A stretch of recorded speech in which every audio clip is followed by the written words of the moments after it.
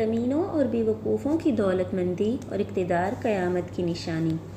حذیفہ بن یمان رضی اللہ تعالیٰ عنہ کہتے ہیں کہ رسول اللہ صلی اللہ علیہ وآلہ وسلم نے فرمایا، قیامت اس وقت تک قائم نہیں ہوگی جب تک کہ گھٹیا، کمینے، بیوقوف اور ان کی اولاد اقتدار اور مال دولت میں سب سے زیادہ خوش نصیب نہ ہو جائیں۔ جامع تشریح: احمق اور جاہل سب سے زیادہ خوشحال ہوں گے۔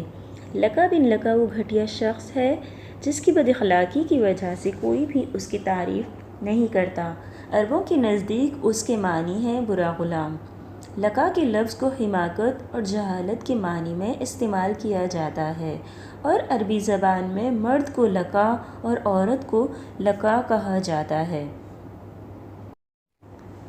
قرب قیامت میں ایسا ہی شخص سب سے زیادہ خوشحال ہوگا۔ اس کے پاس مال و جاہ، گاڑیاں اور وسیع عریض رہائش گاہیں ہوں گی۔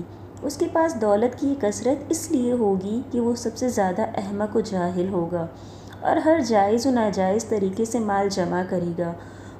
وہ لوگوں کی خواہشات کے مطابق ان سے معاملہ کرے گا، لہٰذا دنیا حاصل کر لے گا۔